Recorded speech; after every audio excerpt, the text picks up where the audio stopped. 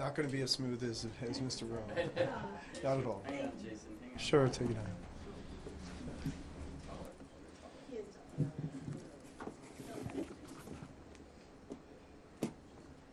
Thank you so much for taking the time to talk to us.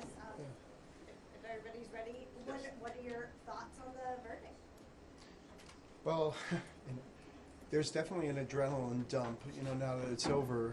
The case from an evidentiary standpoint was lock solid. When you have video evidence, obviously, as compelling as we had, and we had a number of different angles to show the jurors, it really is as compelling as it can possibly get, more so than testimonial evidence, more so than, other forms of evidence as we've seen in the past. So that's not the issue, but the issue for us is really just getting to this point because, as a result of the changes in the laws over the last several years, it's a big challenge for us to get to from an event that gives rise to a criminal charge to trial.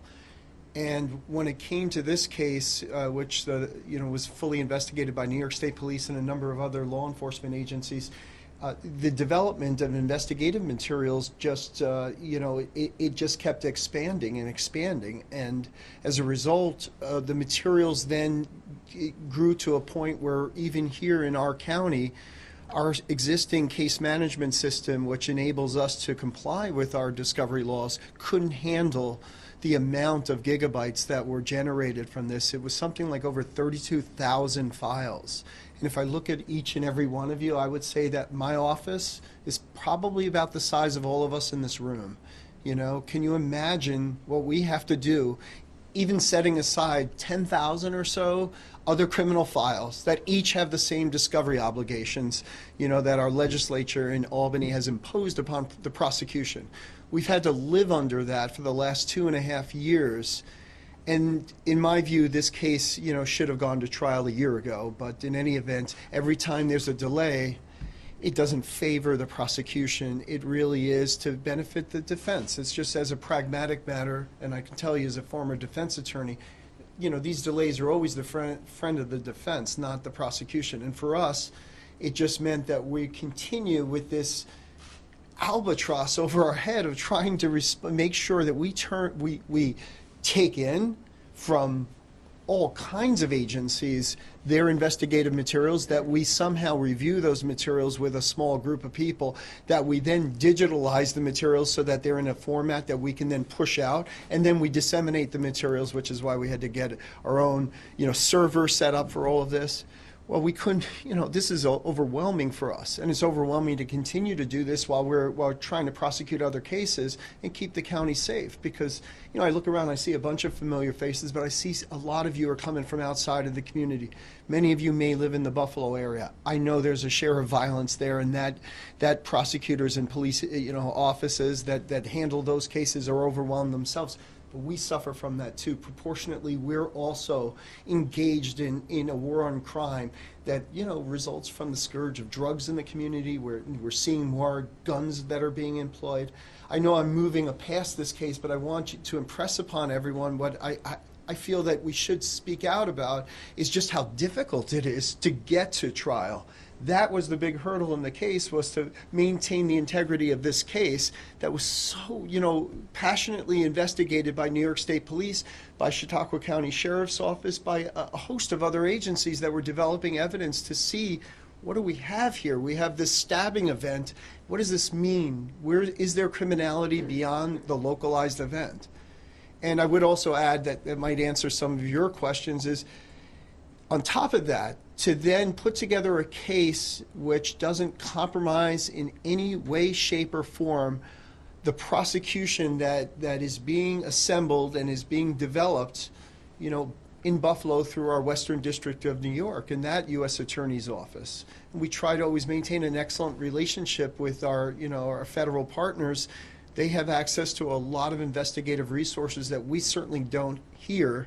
And we want to stay in our lane and give them the opportunity to fully develop and present their case that may include some of the motive related issues that were thrust upon me, by the defense and saying, notice how the prosecutor did not bring in any motive evidence.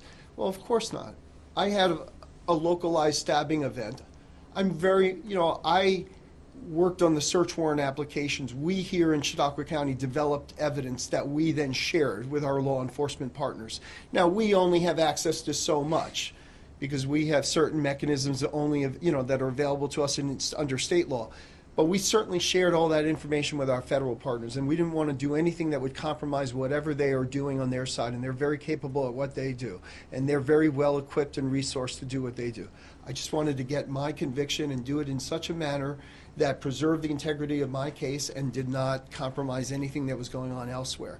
And so in that sense, we did have to thread a needle. And I'm just proud of my office, the people under me, the people that work in the basement of this building that put so much effort into getting us to this place. The trial itself is as challenging as it is, and it's hard. I'm just a human being like you guys. I'm not used to being in front of the cameras. It's nerve-wracking, and it gets me, a little tense. So I'm glad that part's over. And you guys will probably never be here again, except for a few local faces. But we were trying to host you and to show you that this community that, by the way, that I believe at the Chautauqua institution community, which I believe saved Mr. Rushdie's life when they intervened, I would say to you that this entire community deserved justice here. And I'm glad that we were able to achieve that for them, because really it's for the Chautauqua institution community, it's for the entire Chautauqua community. And the only thing I would add to that is, Mr. Matar came into this community as, as a visitor, and really it's my job to make sure that he stays a resident of New York State for the next 25 years. And that's what I'm going to be focused on as we proceed to sentencing, recognizing that we're going to be met with challenges, and it's not over until we're done with the post-verdict challenges, until we're done with the appeals, and we'll just stay vigilant on all of this, because justice delayed is not justice denied. And I hope that 2.5 years later, Mr. Rushdie can get some satisfaction from this, poor Mr. Reese can get some satisfaction from this, and everybody else that was there at the institution that day that risked their lives to jump on stage. Anybody from New York City here? I'm from New York City. Try New York City. Okay, so sorry, I'm breaking that. Oh, two of you from New York City. Okay, well, I was on I traveled back and forth on the A train every single day. I worked through law school at night. Do you know how many events, what it's like to travel the train? How many times a knife was pulled out, somebody created violence, and everybody looks the other way. There's like a sense of anonymity, right, in the sheer numbers of people when you're in a large municipal environment. We didn't have any of that. If you saw the videos, as soon as Mr. Rushdie was attacked, people came swarming on stage. And if you looked at the color of their hair, which I'm nearing into that, I'm proud to be part of that population, most of them appear to be elderly. Most of them didn't seem to care about their personal safety. They are the ones that are the heroes here, members of the Chautauqua institution staff, members of the community that were there watching the lecture series when Mr. Matar decided to do what he decided to do. I'm sorry I'm so long-winded. Can you elaborate more on the sentencing? You mentioned 25 years. Can you please give us a little more on that? Well, so the maximum on an attempted murder in the second degree is 25 years. Plus 5 years of post-release supervision, parole.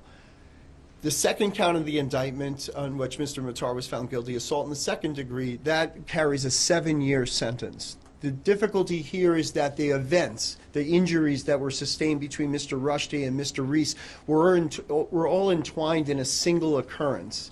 And so the law speaks to that as to whether you can obtain consecutive time, back-to-back sentences, which would have resulted to 32 years, or whether they must, under the law, run concurrently.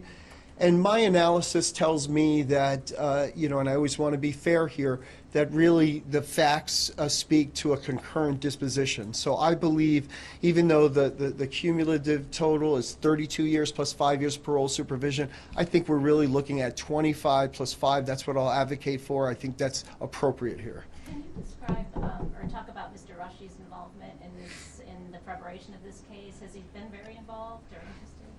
Mr. Rushdie has been fully cooperative in all of our pretrial preparation. meetings. Some of them were remote. As when he came into the community, I met with him personally. He has been very cooperative. He's been very respectful.